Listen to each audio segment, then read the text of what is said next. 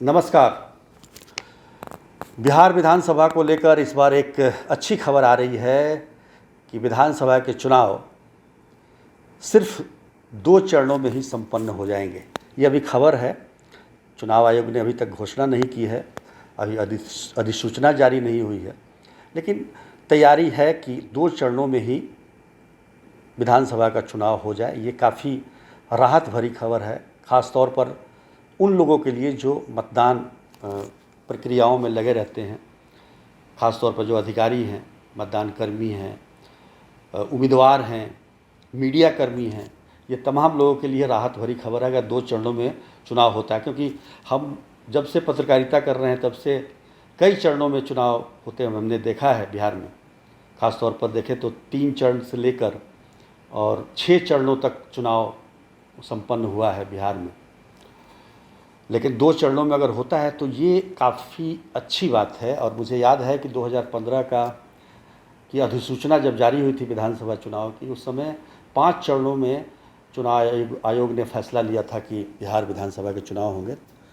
तब मुख्यमंत्री नीतीश कुमार ने प्रतिक्रिया दी थी कि इतने चरणों में चुनाव कराने का कोई मतलब नहीं है, क्योंकि जो स्थिति है बिहार में वो काफ़ी पहले से सुधरी हुई है। आमतौर पर जो कई चरणों में चुनाव कराए जाने के पीछे का जो तर्क है वो माना जाता रहा है कि बिहार की खराब कानून व्यवस्था और ज़्यादातर क्षेत्र नक्सल प्रभावित होने की वजह से सुरक्षा बलों के पर्याप्त संख्या के लिए ये चुनाव कई चरणों में कराए जाते रहे हैं। लेकिन अब हालात वैसे नहीं है, नक्सल प्रभाव भी कम हुआ है और कानून व्यवस्था का हाल भी पहले से बेहतर है। तो ऐसे में कम चरणों में भी चुनाव कराए जा सकते हैं। तो अगर 2 चरणों में होता है तो एक ये भी बात है कि चुनाव आयोग भी अब मानने लगा है कि बिहार में स्थितियां अब सुधरी हैं। ख़ास तौर पर 2015 में की बात करें तो 5 चरणों में चुनाव हुआ था, और 2010 की बात करें तो 6 चरणों में चुनाव हुआ था। उससे पहले की बात करें 2005 में तो 4 चरणों में चुनाव था, और 2000 में 3 चरण में। वैसे सबसे ज़्यादा चरणों के चुनाव की जो परंपरा की शुरुआत हुई वो 1995 में, जब टी.एन. शेषन, बहुचर्चित जो भारत के निर्वाचन आयुक्त थे, स्वर्गीय टी.एन. शेषन, उनके समय में बिहार में 1995 का विधानसभा चुनाव हुआ था और सबसे लंबा अब तक का चुनाव चला था वो। और मुझे याद है कि वो 6 चरणों में चुनाव संपन्न कराया गया था। हालांकि मुख्यमंत्री उस समय के लालू प्रसाद यादव थे, उनके नेतृत्व में जनता दल ने चुनाव लड़ा था और वो फिर विजयी भी हुए थे उस 1995 और बहुमत से विजयी हुए थे। तो उस समय से ही बिहार में अधिक चरणों में चुनाव कराने का जो निर्णय हुआ, जो अब तक जारी था। अब अगर इस साल 2 पर आता है तो ये इसलिए मैं कह रहा हूँ कि राहत भरी बात होगी बिहार के लिए। अगर हम बात करें 1952 से, जब पहली बार असेंबली का चुनाव हुआ था बिहार में, पूरे देश में भी चुनाव हुए थे लोकसभा विधानसभा के, और 1952 से लेकर 1967 तक लोकसभा और विधानसभा के चुनाव साथ साथ हुए हैं अपने देश में। लेकिन 67 के बाद जो कई राज्यों में गैर कांग्रेसी सरकारें आई और अपना कार्यकाल पूरा नहीं कर पाई, जिसकी वजह से ये गैप धीरे धीरे बढ़ता गया। और पहली बार 1971 और 1972 में बिहार में ख़ास तौर पर लोकसभा और विधानसभा के चुनाव अलग अलग कराए जाने लगे। तब से ये बदस्तूर जारी है।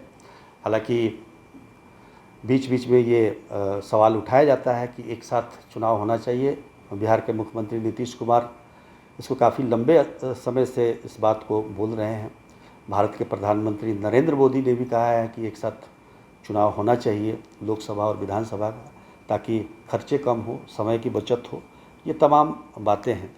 लेकिन हम बात कर रहे हैं चरणों की, तो यूँ कहें तो जब लोकसभा और विधानसभा के चुनाव एक साथ होते थे तो एक प्रक्रिया होती थी। तो किसी साल में 21 दिन में, किसी साल में 14 दिन में ये चुनाव संपन्न कराए जाते, जिसमें रिजल्ट वगैरह सारा कुछ आ जाता था। 1977 में 3 चरणों में चुनाव हुआ था बिहार विधानसभा का। लोकसभा का भी 77 में हुआ था, लेकिन दोनों चुनाव अलग अलग कराए गए थे। लोकसभा का मार्च में हुआ था और विधानसभा का जून में।